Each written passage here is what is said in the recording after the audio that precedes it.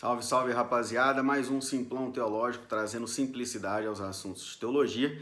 As perguntas que nós fizemos no último fim de semana foram sobre Deus, sobre a criação. Então a primeira pergunta era, de acordo com 1 Samuel 15, 11 e 29, nós podemos afirmar então que Deus muda, que ele não é imutável, Deus não muda, ele é imutável, Deus não sabe o que vai acontecer e Deus não gosta das pessoas. Então, tivemos ali, algumas pessoas responderam que Deus não é imutável, boa parte, a maioria respondeu que Deus é imutável, né? Que ele não muda. E a verdade é essa, Deus não muda, Deus é imutável. E esse texto de 1 Samuel 15, a gente vê alguns líderes, algumas pessoas interpretando essa passagem como se Deus não soubesse das coisas ou que Deus muda de opinião. E não é bem isso que quer dizer. Se a gente pega Malaquias 3:6, Tiago 1:17, a gente vê passagens que Deus é imutável, entendeu? Nessa passagem, a gente vê, dependendo da versão que você estiver lendo, vai dizer que Deus se arrependeu. Mas o arrependimento de Deus não é o arrependimento do homem. O homem, ele se arrepende quando ele comete algum erro. Deus não.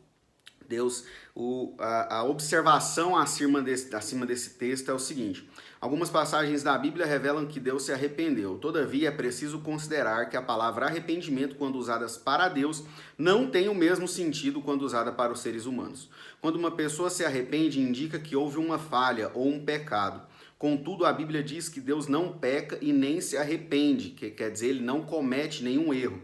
Portanto, quando alguma passagem falar que Deus se arrependeu, é preciso entender como um profundo sentimento de tristeza e não de algum tipo de erro, como a gente vê nesse texto, né, de 1 Samuel 15, 11.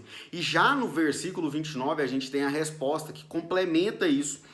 Lembra de eu já ter falado para vocês que a Bíblia ela se complementa, que às vezes no próprio capítulo você vai encontrar a resposta para aquela dúvida que você teve no texto? Exatamente, no verso 29. Vai dizer, isto é, Deus não erra, ele não peca como os homens. Então, é isso que quer dizer, beleza? Então, a segunda questão que nós tínhamos ali, referente a Apocalipse 4:11, que então as alternativas diz ali o porquê que Deus criou a humanidade, né? Então, para o diabo brincar com as pessoas, para o ser humano curtir a vida, para a glória de Deus ou para as pessoas se matarem. E todos, em sua maioria, tivemos alguns que ainda erraram, mas em sua maioria todos responderam certo, que era a glória de Deus. Então o texto de Apocalipse 4:11 diz: Tu és digno, Senhor e Deus nosso, de receber a glória, a honra e o poder, porque criastes todas as coisas e por tua vontade elas vieram a existir e foram criadas. Em outras versões vai estar um pouco mais específico, que todas as coisas foram criadas para a honra e glória do Senhor, beleza? Então a última pergunta foi: qual o propósito espiritual que o ser humano foi criado?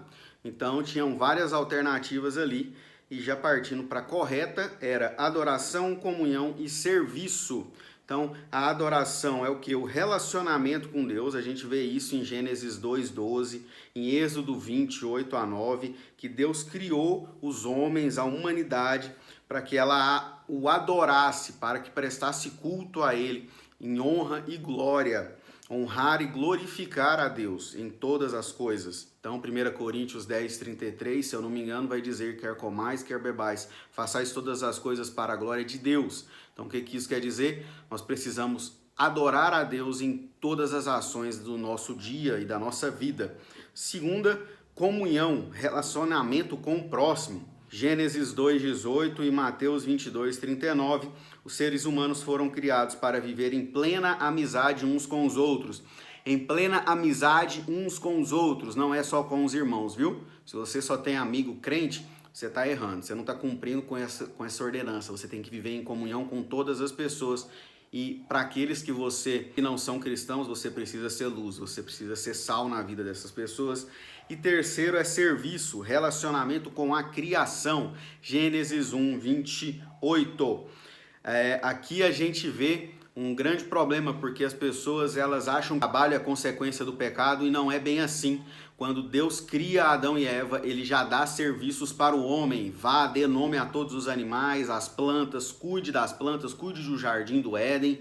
Então, Deus nos criou com o propósito do serviço. Você, no seu trabalho ou aonde você estiver, você precisa honrar e glorificar o nome do Senhor, não tendo essa impressão que o seu trabalho é um fardo que você carrega, porque você não entendeu isso aqui ainda. Porque aonde você está honrando e glorificando o nome do Senhor. Então, essa é o nosso simplão dessa semana. Ficou um pouco mais longo, mas espero que o Senhor traga clareza e simplicidade a esses assuntos. Se ficou alguma dúvida, coloca nos comentários aqui embaixo, que eu vou ter o maior prazer em solucionar as suas dúvidas, beleza? Então, até o próximo Simplão Teológico. Quinta tem estudo de Apocalipse. Que Deus te abençoe. Um abraço!